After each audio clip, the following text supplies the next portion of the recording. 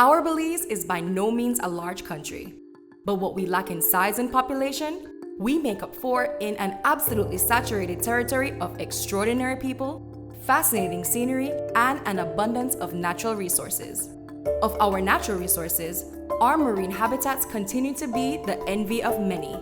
Our waters sustain over 400,000 people, over 200 species of animals, and earns the country significant revenue through fishing and tourism.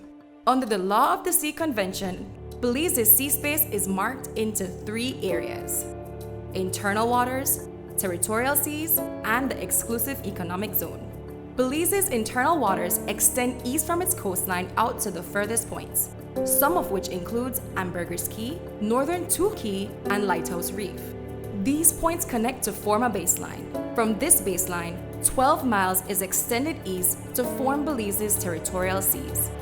From this same baseline, 200 miles is extended east to form the exclusive economic zone, where the coasts of 2 countries are adjacent or opposite to each other and their territorial sea space of 12 miles overlap. Neither country has the authority to extend its territorial sea beyond the median line, every point of which is equidistant from the nearest point on the baseline from which the territorial seas are measured. Following this rule, as in the case of Belize and Guatemala in the south, the equidistant for Belize's territorial seas from its baseline is outlined as follows. There is no question about where our boundaries are and what belongs to us. The internationally recognized Law of the Sea Convention serves as an accurate tool for identifying Belize's maritime territory. Belize has the authority to enforce all laws that are applicable on land within its sea space. And such is important because with such vast sea space and natural wealth comes national and environmental threats. Commandant of the Belize Coast Guard, Captain Elton Bennett, explains why it is essential for the Belize Coast Guard to provide maritime safety and security, and briefly discusses how the organization operates. Belize is a maritime nation. When you look at the geography of Belize and the economy, the blue economy of Belize, that contributes significantly to the development of Belize. But first, looking at the geographical part of it, Belize has over 14,000 square miles of sea spaces. This includes our internal waters, territorial seas, and exclusive economic zones, all jurisdiction waters belonging to Belize. In addition, 2/3 of our population lives along the coast. When you look at Belize City, San Pedro Town, Corozal, Dangriga, Toledo, these are all coastal communities that are impacted directly from what's happening at sea. We have over 200 inhabitable islands along our coastline. The Barrier Reef itself, being our national heritage, it is really our Belizean identity. In order to protect this, you need to have security systems in place. You need to have maritime safety and security to ensure that this economy, this blue economy, is protected. And this is what the Belize Coast Guard is doing. The Belize Coast Guard has 5 core missions, 3 of which are security related and 2 directly naval defense responsibility. First, looking at those 3 core missions that are maritime security or security related. One is maritime safety, protecting those who are at sea. And this is really providing search and rescue services and those safety systems to ensure that we safeguard those who are at sea.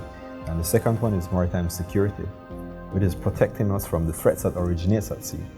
And this is where we're looking at counter-drug operations, fisheries enforcement, immigration enforcement, customs enforcement operations. So this is where the majority of the Coast Guard missions is really concentrated on maritime security. And then we have environmental protection, protecting the environment itself in terms of protecting the reef, protecting the marine parks, and enforcing those regulations in terms of marine pollution in support of its competent authority. So those are the 3 maritime safety and security core missions. And then we have those 2 naval defense, which is maintaining territorial integrity of Belize sea spaces, and then the naval defense of Belize itself. So those are the 5 core missions, and everything that we do falls into one of those categories. So we operate on a Coast Guard strategy. We conduct assessment from time to time based on different activities that are happening out at sea. that along with the legislation that gives us our territorial seas, the rights that we have in our internal waters and our contiguous zone and the exclusive economic zone, we look at all of those components and then we do our assessment and say, okay, this is what we need to do in this area. For example, outside in the exclusive economic zone, that's pretty much a fisheries enforcement zone. So our efforts in that regard is very fisheries oriented. Along the reef, you'll find there's a more environmental challenge of wrecks running aground and pollution to the environment. And so that's in that area we concentrate and putting our assets and resources that are capable of performing those missions in those areas. So it really requires us to do a holistic threat assessment of the entire coastal length of Belize and to look at what jurisdiction we have and where, and then we respond accordingly. As of 2020, the Belize Coast Guard stands strong with over 500 members, millions of dollars in assets, and conducts operations daily to ensure maritime safety and security. But where did it all begin for the Belize Coast Guard? The need for a Coast Guard came about as a direct result of the threats we faced in the maritime spaces. Prior to the Coast Guard, there was the BDF Maritime Wing, which was the smallest unit in the BDF and was composed completely of soldiers working on the sea. One of their biggest setbacks is that they didn't have law enforcement authority.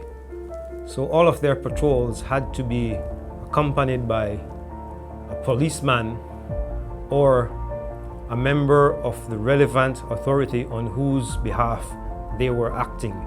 Now remember that these guys had to do law enforcement at sea, enforcing all laws, but not having any enforcement authority at all.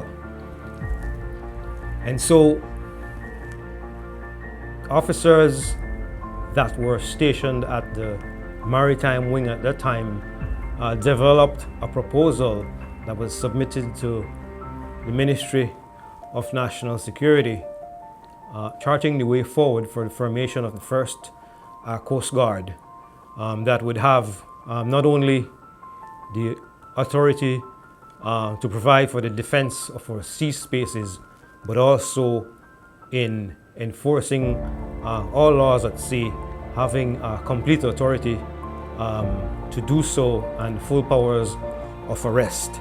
And so that is how the initial proposals for the Belize Coast Guard were written. It was then placed into legislation, and that legislation was passed in April, first looked at in April of 2004, and then came into effect in 2005, where the Belize Coast Guard was eventually stood up and established on the 28th of November 2005. The Belize Coast Guard was initially composed of members of the Maritime Wing, which was my unit at that time. I was the commanding officer. So almost the entire unit in its entirety became Coast Guard men, but also we had members of the police department. There were 10 of them that joined that unit and formed the Belize Coast Guard on November 28, 2005. The Belize Coast Guard continues to see significant growth in every area. Vice Commandant Sabaranis attributes leadership, partnership, and teamwork as the primary success factors and briefly outlines the organization's structure. The Coast Guard has been in existence since 2005, November 28, 2005. So over the past 14 years, we've seen the Coast Guard grow leaps and bounds. And really and truly it stems from two things. One, partnership, and two, visionary leadership. We've had great partners throughout the existence of the Coast Guard, both domestic and foreign partners. In country, we work very closely with other government agencies who have been great allies to the Coast Guard. We've also worked with non-governmental agencies. Since the inception of the Coast Guard, we've had great leadership. Sergeant General Boland, who handed over command to Admiral Boland, who has led the Coast Guard up to this point and has done a tremendous job at having the Coast Guard project itself beyond our internal waters.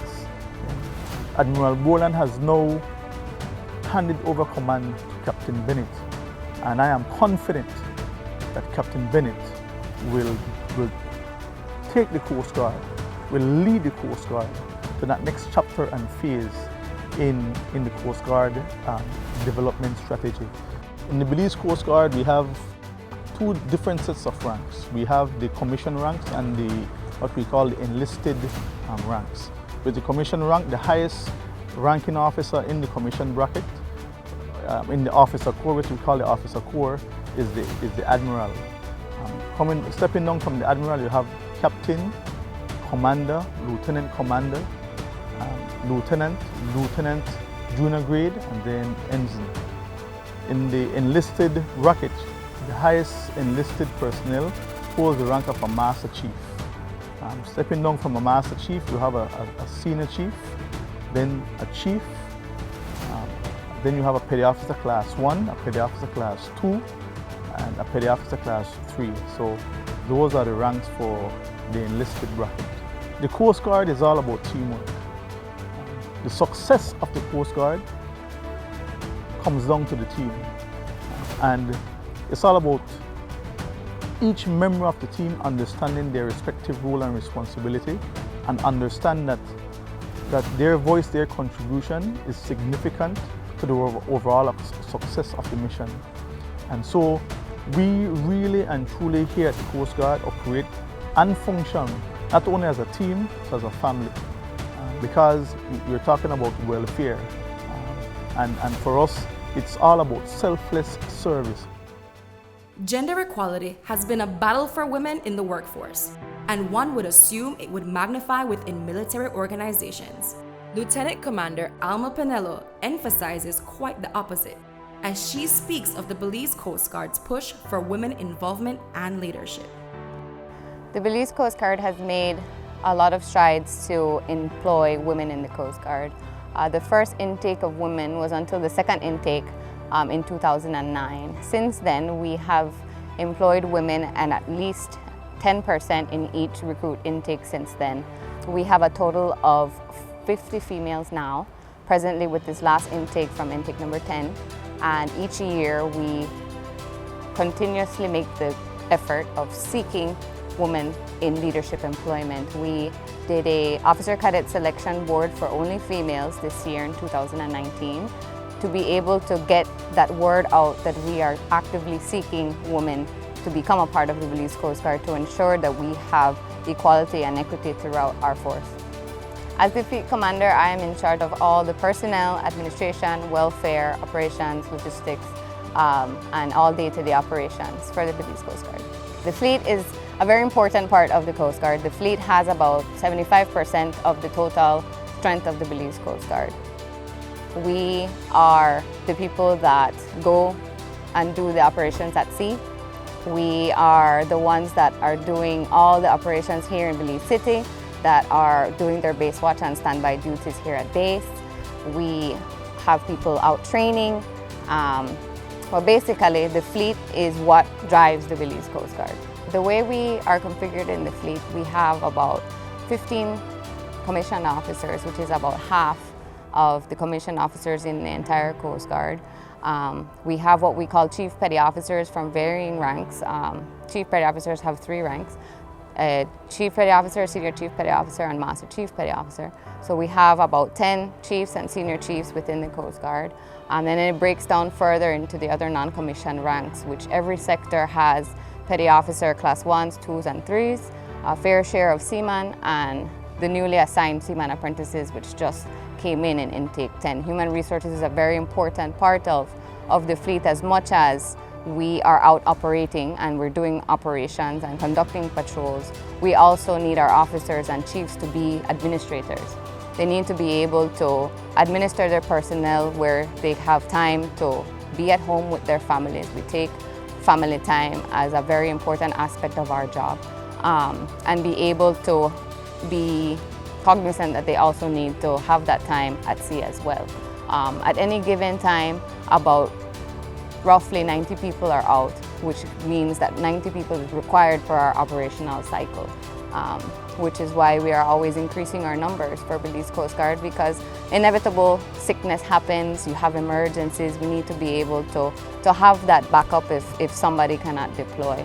The same goes for our physical assets, our vessels. Our vessels are very important because those are our platforms that we use, and we have vessels that are assigned to each area of operation, and they stay within that area of operation. We have our Boston whalers and our small boats that we use for the shallower areas that our Boston whalers can't get into. So we ensure that we have both capacities to be able to operate properly in our areas of operation. The Belize Coast Guard is an impressive entity in structure, in leadership, in operation, and in their overall commitment to ensuring Belize's maritime safety and security. They are no doubt the guardians of the deep. In our next episode, we take a closer look at the Belize Coast Guard training strategies and recruitment process. We also highlight the sacrifices of our men and women, as well as the rewards they reap. In episode 2, we focus on what it takes to be a member of the Belize Coast Guard.